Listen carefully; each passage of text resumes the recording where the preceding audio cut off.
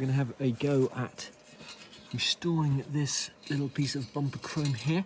It's not too bad. You can see there's a few areas of really deep pitting there, but we should be able to clean this up with the use of a Dremel tool and also a carbide burr in a drill, just to grind out these rusty bits. And then what we'll do is we'll paint the inside of this with Eastwood rust encapsulator.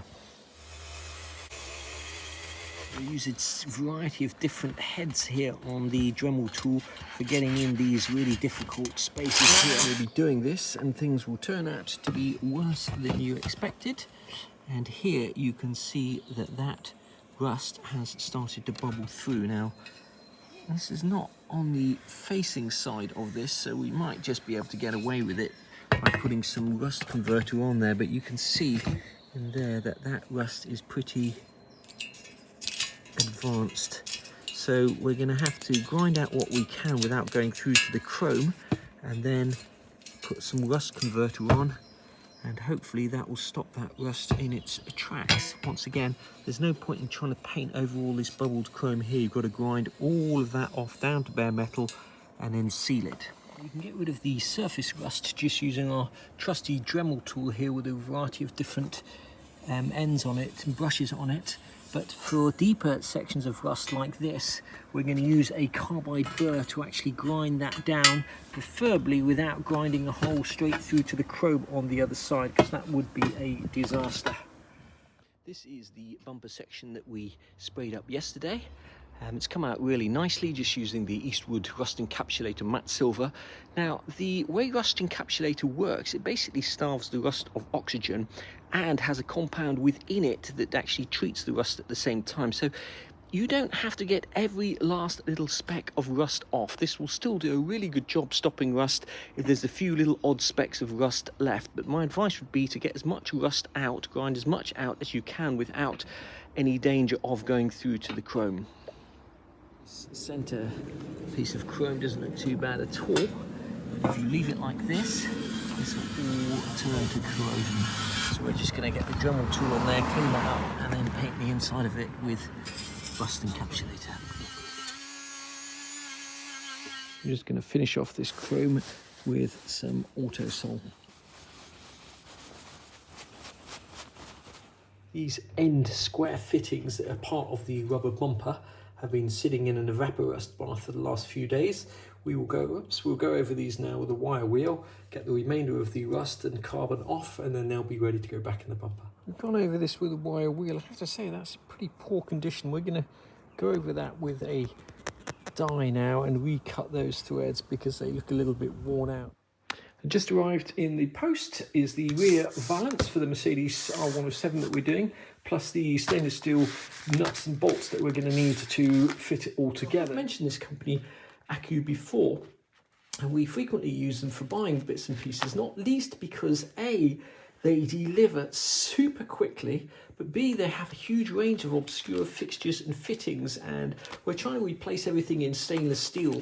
And for example, these M8 16mm bolts that you need for the bumper sections, you could just go to your local hardware store and spend a few pennies buying steel ones, but when we do something, we want to do it properly. I want this car to be as good in 50 years' time as it was when it came off the line. And things like this, you know, you can go onto eBay and you can buy kits, bumper kits with all the nuts and bolts, but they don't really have the right fixtures and fittings in. These little flanged self-tapping screws here is what Mercedes use, albeit these are the stainless steel ones. So if you're embarking on a restoration project and you're going to need lots of bits and pieces in the future, definitely check out these guys here. They've been superb for us. Here we have the left and the right lower valance, and obviously the lower valance section. All of ours were completely rusted out.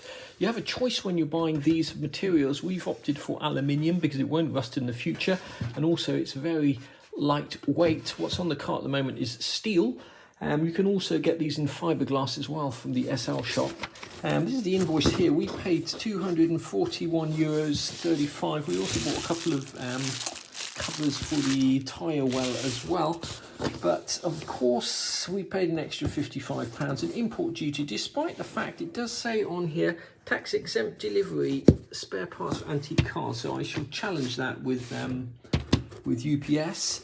So we have got all the fixtures and fittings for this. We just need to decide whether we're going to get this painted or whether we're going to get this powder coated. I did think we might actually get this powder coated in signal red rather than painted. I don't know if that's a good idea or not, but I'll get a quote to see how much that's going to cost. Back here at Bristol Motorcycle Powder Coating to pick up some Mercedes parts. Although they say motorcycle powder coating, as I've mentioned before, they do a lot of classic car parts, shot blasting, bead blasting, etc. They've always done a fantastic job for us, and we're just going to come and pick up the stiffeners and drop off the lower valance and see if they can powder coat that. Back at the powder coaters, they've just finished doing the stiffening frames, and I'm actually going to ask them if they can powder coat these valances here.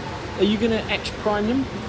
No, we won't etch prime them, because etch primer is basically giving the metal a key for a wet paint to adhere to. So by shot blasting this, you're giving the adhesion to the panel itself, so that takes the place. Gives it more durable. Okay. Yeah. Cool. We will then give them a rust inhibiting powder coat primer, which is a zinc-based Swiss product called Cora primer, and then that gets stoved, and then after that they get rubbed down, and then the colour coat applied, and then re-stoved. Cool, so nobody's ever powder coated the lower valance on an old Mercedes, but I'm thinking we're going to be able to get a pretty good colour match. These guys have done a fantastic job on everything else for us, so I think we should just give it a go. We're going to get an exact 100% match, but this 3002 here, these numbers don't correspond to paint codes, is as close as it's going to ever be, and you've got to remember that this lower valance here doesn't sit next to any other paint on the car, it's separated by the bumper, so I think we're going to go for that. It's a colour that they've got in stock. It'll save us a little bit on cost and save them having to get new stuff in. To get this powder coated is going to cost somewhere between £100 and £200. Now we do bring quite a lot of parts to these guys, and they always do us an amazing job. But if you took that to a paint shop, by the time you've bought the paint, the primer and the labour, you're not going to get much change out of £200 to get these valances painted. So I think it's going to work out a little bit cheaper getting them powder coated, and I really want to see what it looks like. I don't think anyone's ever done it before. It's going to take a week or two to get these powder coated, and then we'll have a look, put the whole thing back together and see how it came off the car. It's totally not usable at all. These are actually aluminium ones, and they are so much lighter than the steel ones. Whether or not that would mean that the steel ones are more durable if you dented or not the car. The trouble obviously with the steel ones is over time they're going to rust like that. So it'll be interesting to see what these come out like. Bumper sections back from the powder coaters, and before we can start assembling them, the first thing we need to do is glue on these little pads here. Now these are just neoprene pads, about 2 mil thick, maybe 3 mil thick. If you get them from Mercedes, you'll need 4 of them. The part number there, 107 885 0097. Obviously you could just buy a sheet of neoprene and drill a few holes. It'd probably work out much cheaper. We're going to use a little bit of trim fix just to glue those pads on.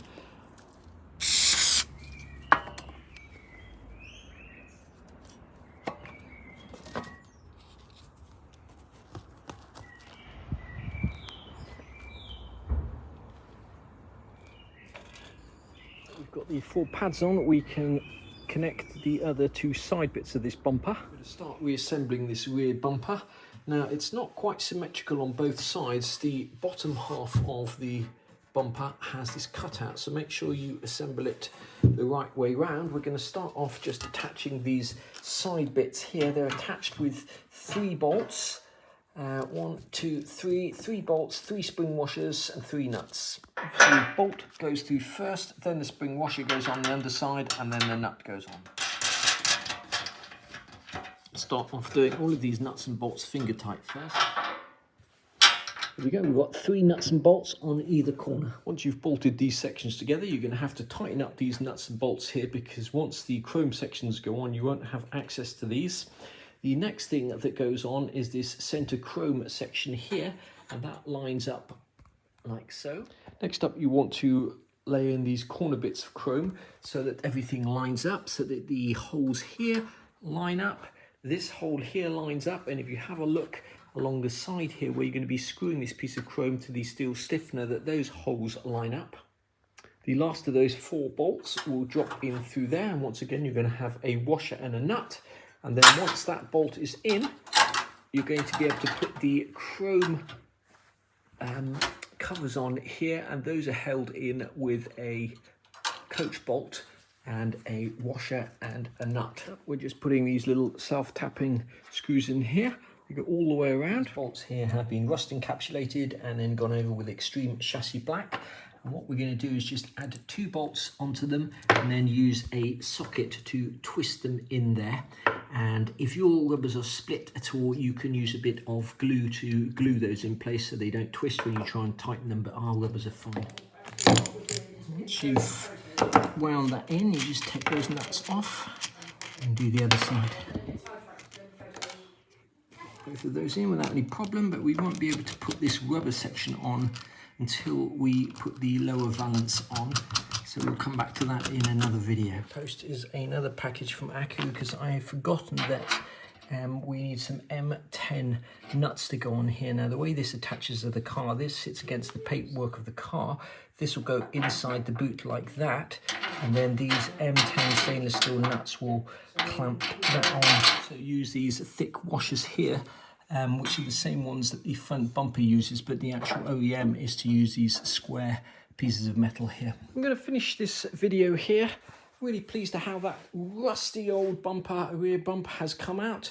We've powder coated the inner sections, replaced all the hardware with stainless steel, cleaned up that rubber, renewed everything, rust encapsulated the inside of the bumpers. We're just waiting for the lower valance to come back from the powder coaters. That'll be powder coated in signal red or something close to it, and then we are ready to put this back on the car and hopefully move on to the engine ignition wiring and get that car started. Our little wire brushes from Amazon. We use a bucket load of these things, so we bought a big kit, the round ones, the brushes and the narrow ones. We use them for practically everything we restore, so if you are embarking on a restoration, get a shed load of them. They don't last very long and they shed bristles like they've no tomorrow, so don't do it somewhere where you're going to walk in bare feet. As I mentioned, we use these guys here for most of the stainless steel hardware. You can buy 1 piece, or as it says in the advert, 1 million pieces. If you're going to do a big restoration, it is definitely worth paying £30 a year for the next day delivery. There's so many situations we've had where we've forgotten to order a few screws or a few nuts, and yes, buying on eBay or Amazon is absolutely fantastic, but if you just want 1 or 2 bits and you don't want to pay the postage, trust me, that is one of the best £30 you'll ever spend. Quite a lot of stuff from these guys here in Germany. They're a great company, really good communication. It is slightly trickier buying stuff now since Brexit. You have to have a minimum order size, and if you get it sent directly from them, you'll often get stung with a import duty charge. So normally I get stuff sent to my brother who lives in Germany, so just bear in mind that if you do buy something from them, it might look cheaper initially, but by the time you've paid import duty, it might be better going to somewhere like the SL shop. If you need anything powder coating, sandblasting, shot bead blasting, etc., these guys have always done a fantastic job for us. They're based in Bristol, but they have customers all over the UK. Definitely worth giving them a ring or dropping in to see them if you need anything refurbished.